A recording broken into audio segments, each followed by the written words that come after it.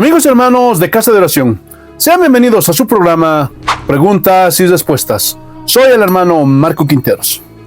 Y como ya es costumbre, hermanos, todos los martes estamos respondiendo a sus preguntas a la luz de las Escrituras. Y la primera pregunta es de nuestro hermano Angelo Cohen. Y dice así: Hermano, Dios le bendiga. Entonces, ¿alguien que blasfema contra el Espíritu Santo nunca fue salvo? Entiendo yo, le agradezco su atención. Bendiciones y saludos desde Workingham, Reino Unido. Y antes de responder a esta pregunta, quiero enviar un saludo a todos nuestros amigos y hermanos que nos ven allá en Workingham, Reino Unido, Inglaterra. Ahora, ya dijimos que la blasfemia contra el Espíritu Santo son palabras ofensivas, injuriosas y de escarnio contra Dios. Y el Espíritu Santo es Dios. Marcos capítulo 3, versículos 28 al 30. De cierto os digo que todos los pecados serán perdonados a los hijos de los hombres, y las blasfemias cualquiera que sean. Pero cualquiera que blasfeme contra el Espíritu Santo no tiene jamás perdón, sino que es reo de juicio eterno. Porque ellos habían dicho: tiene espíritu inmundo. Hermanos, si son observadores, ustedes pueden ver que ellos habían dicho, es decir, hablaron. Los fariseos estaban juzgando la obra del Espíritu Santo diciendo que esa obra no la hizo el Espíritu Santo, sino que fue un espíritu inmundo. Es decir, le estaban atribuyendo las obras del Espíritu Santo al demonio. Hermanos, esta es la blasfemia contra el Espíritu Santo. ¿Pueden ver que son palabras que se dicen contra el Espíritu Santo? Eso es lo que enseña la Biblia. Ahora, cuando este hermano nos pregunta, cuando alguien blasfema contra el Espíritu Santo es que nunca fue salvo. Ahora, es obvio que si alguien, teniendo un conocimiento, deliberadamente blasfema contra el Espíritu Santo, sí, esa persona nunca fue cristiano y nunca fue salvo. ¿Por qué? Escuchen, este pecado no surge de la ignorancia. Este pecado surge del conocimiento previo que uno tiene. O sea, toda la nación de Israel, es decir, todos los judíos, esperaban al Mesías. Todos tenían ese conocimiento. Y cuando vino Jesús, había mucha evidencia de que Él era quien decía ser.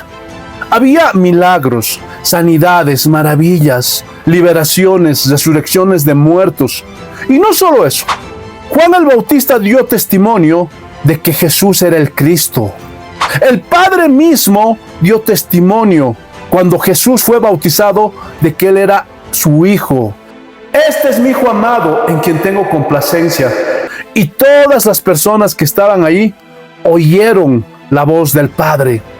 Y ante tanta evidencia que señalaba a Jesús como el Mesías, aún sabiendo que Jesús cumplía con todo lo que las profecías decían de Él en el Antiguo Testamento. Juan capítulo 11, versículos 45 al 48.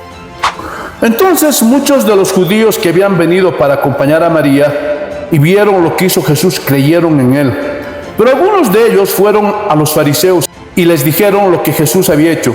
Entonces los principales sacerdotes y los fariseos reunieron el concilio y dijeron: ¿qué haremos? Porque este hombre hace muchas señales.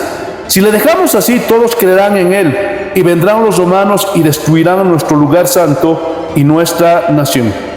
¿Pueden ver que las evidencias eran contundentes y señalaban a Jesús como el Mesías? ¿De qué nos habla el contexto? Lázaro había sido resucitado y muchos creyeron en Jesús. Entonces, cuando les fueron a contar esto a los fariseos, al Sanedrín, ellos dijeron: este hombre hace muchas señales. ¿Pueden ver que ellos tenían la evidencia suficiente para confirmar que realmente Jesús era el Mesías? Pero ellos amaban más su religiosidad, amaban más su templo hechos por manos humanas, amaban más a su nación y no entendían que eso era secundario. Y las señales eran evidentes y señalaban a Jesús como el Mesías, el Cristo. Entonces, eso significa que ellos blasfemaron contra el Espíritu Santo deliberadamente, aún teniendo un conocimiento previo de que Jesús era el Mesías, y que dentro de Él quien operaba era el Espíritu Santo, y todas esas sanidades, liberaciones, milagros, los hacía por el poder del Espíritu Santo. Ahora, Podemos ver en la Escritura que muchas personas no creían que las obras que hicieron los apóstoles del Señor eran obra del Espíritu Santo, sino que eran producto de otras fuentes, de otros entes. Un ejemplo de esto es Saulo de Tarso, quien obviamente no creía que las obras que hacían los apóstoles eran obra del Espíritu Santo de Dios. Él juzgó que esas obras no eran obra de Dios, pero podemos ver que Dios lo perdonó y después se convirtió en el apóstol Pablo. También están esos hombres que dijeron que los discípulos estaban llenos de mosto, estaban ebrios cuando comenzaron a hablar en otros idiomas. Ellos estaban juzgando la manifestación del Espíritu Santo como ebriedad, es decir, como un pecado. Pregunta, ¿eso no es blasfemar contra el Espíritu Santo? Claro que sí. Pero fueron perdonados muchos de ellos que se arrepintieron y escucharon el mensaje de Pedro en su primer discurso y llegaron al arrepentimiento. Y el día de hoy, muchos en su ignorancia pueden juzgar un acto del Espíritu Santo y decir que no lo hizo el Espíritu Santo. Y la pregunta es, ¿blasfemaron contra el Espíritu Santo? Claro que sí, pero en ignorancia, sin tener un conocimiento previo. Pero si se arrepienten, Dios los perdona. Pero si una persona, a pesar de la revelación que recibe del Señor, persiste en blasfemar en contra del Espíritu Santo, hermanos, entonces eso es un pecado imperdonable. Conclusión. Si una persona, después de tener el conocimiento previo y deliberadamente blasfema contra el Espíritu Santo, esa persona nunca nació de nuevo, nunca fue salvo. Eso es lo que enseña la Biblia. La segunda pregunta es de nuestra hermana Inés y dice así: Hermano Quinteros, si me doy cuenta que no he nacido de nuevo, ¿qué puedo hacer? He oído que arrepentimiento no es volverse moralmente correcto. Entonces, ¿qué es? Soy Inés desde Argentina. Y antes de responder a la pregunta de nuestra hermana Inés, quiero enviar un saludo y un abrazo para todos nuestros amigos y hermanos que nos ven desde Argentina. Ahora, es verdad que nacer de nuevo no es volverse moralista, no. Va mucho más allá. Y la Biblia misma nos dice cuáles son las evidencias de que alguien ha nacido de Dios. Y vamos a verlo. Y aquí recibirá su respuesta nuestra hermana Inés y todas esas personas que quieren saber si realmente han nacido de nuevo. Primera de Juan, capítulo 3, versículo 9.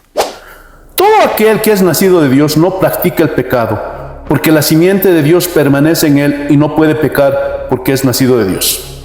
Hermanos, aquí está la primera señal para saber si alguien ha nacido de nuevo. No practica el pecado.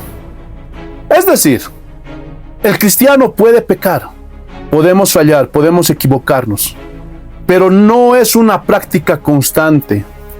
Pero en un momento de debilidad, en un momento de descuido, sí, podemos fallar, podemos pecar. ¿Por qué? Porque somos seres humanos. Y nuestra naturaleza es vendida al pecado. Y es por eso que pecamos. Es por eso que fallamos. Pero no somos practicantes del pecado. No es que cada día estamos pecando en hacer cosas malas. No es que cada semana estamos planificando ir a beber, ir a la discoteca, ir a hacer algo malo. No. Pero puede pasar. Sin que nosotros lo hayamos planificado, podemos caer, sí. Pero, vuelvo a repetir, no somos practicantes del pecado. Primera de Juan, capítulo 4, versículo 7. Amados, amémonos unos a otros, porque el amor es de Dios. Todo aquel que ama es nacido de Dios y conoce a Dios. La segunda señal para saber si alguien ha nacido de nuevo es que ama a los demás. Si alguien no tiene amor por sus hermanos, entonces eso es señal de que no ha nacido de Dios. Si dentro de la iglesia odias a tus hermanos, tienes celos de ellos, quieres vengarte de ellos, pues es señal de que no has nacido de nuevo. Pero si alguien ha nacido de nuevo, va a amar a sus hermanos. Primera de Juan, capítulo 5, versículo 1. Todo aquel que cree que Jesús es el Cristo es nacido de Dios. Tercera señal. Si alguien cree que Jesús es el Cristo, pues es nacido de Dios.